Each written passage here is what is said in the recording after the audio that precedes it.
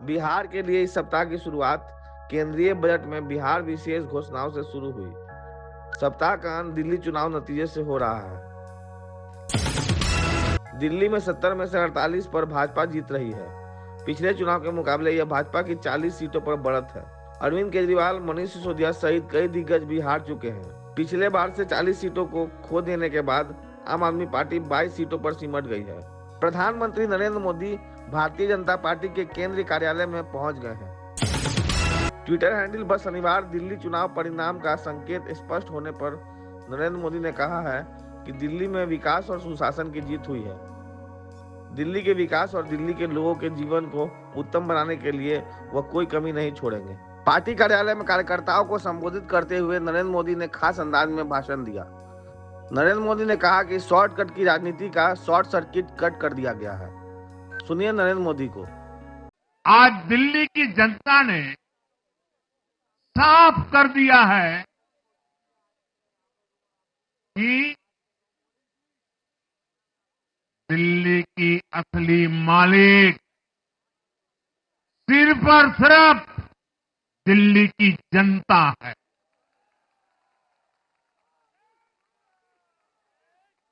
जिनको दिल्ली का मालिक होने का घमंड था, उनका सच से सामना हो भी गया। दिल्ली के जनादेश से ये भी स्पष्ट है कि राजनीति में शॉर्टकट के लिए, झूठ और फरेब के लिए कोई जगह नहीं है। जनता ने शॉर्टकट वाली राजनीति का शॉर्ट सर्किट कर दिया। बिहार की सबसे महत्वपूर्ण खबर इस सप्ताह में यही थी कि नीतीश कुमार प्रगति यात्रा पर हैं। नीतीश कुमार जिलों में घूमते हुए लगातार उद्घाटन और शिलान्यास कर रहे हैं। नीतीश कुमार के बारे में तेजस्वी बराबर यह स्थापित करना चाहते हैं कि वह अब अपने प्रिंसिपल सेक्रेटरी दीपक कुमार से गाइड हो रहे हैं। तेजस्वी शासन की कमान डीके के हाथ में होने की बात कहते हैं।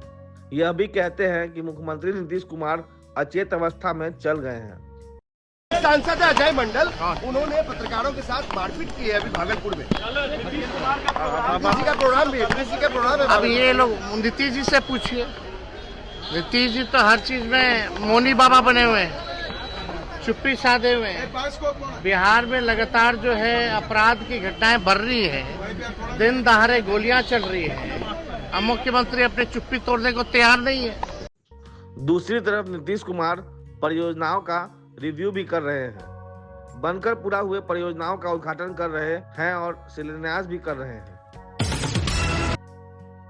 बुधवार को मुंगेर में नीतीश कुमार ने 160 विकास प्रोजेक्ट का उद्घाटन कर दिया।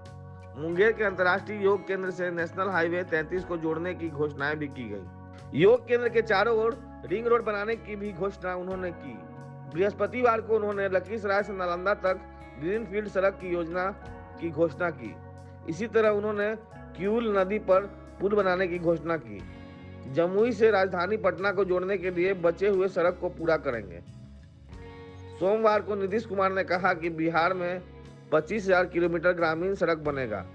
इनमें से कई सड़क मरम्मत की समय सीमा के पूरा होने के बाद खराब हो रहे हैं। शनिवार को लोकसभा में रखे गए बजट प्रस्ताव में बिहार के लिए कुछ ग्रीनफील्ड हवाई अड्डे के साथ साथ कोसी नहर सिंचाई प्रणाली की घोषणा की गई थी।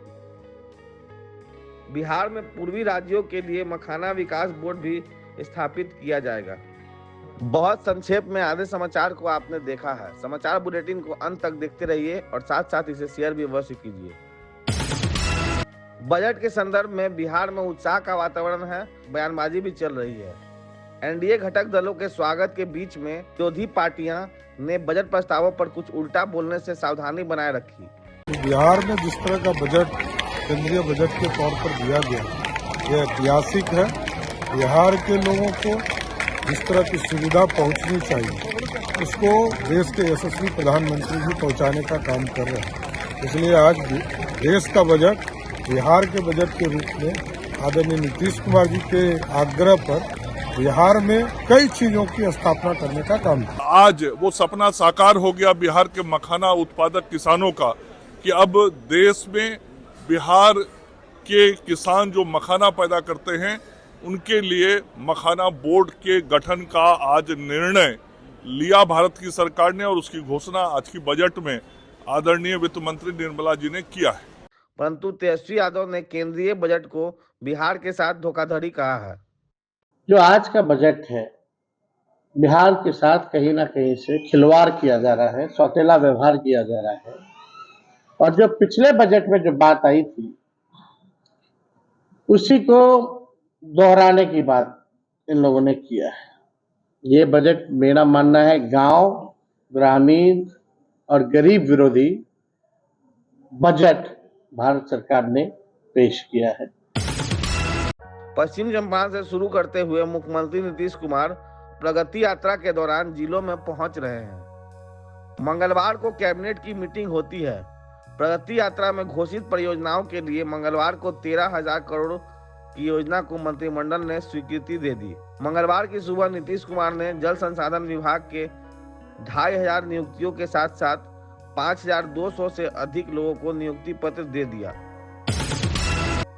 इसी सप्ताह बांग्लादेश में फिर से उन्मादी वातावरण बना हुआ है।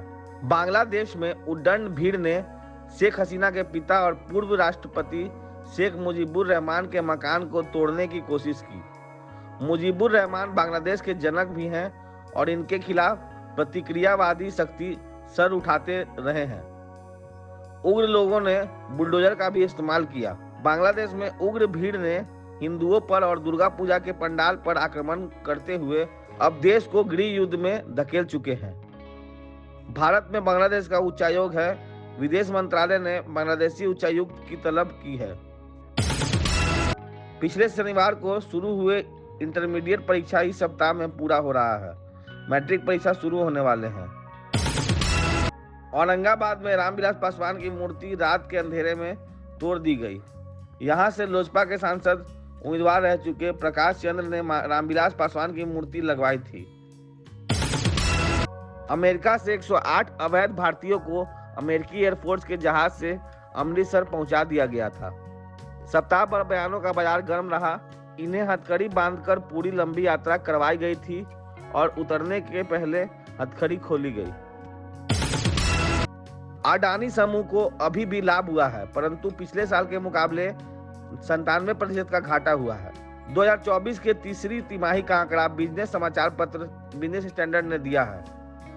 तीसरी सप्ताह में अडानी समूह ने 58 करोड़ रुपए का शुद्ध लाभ कमाया है।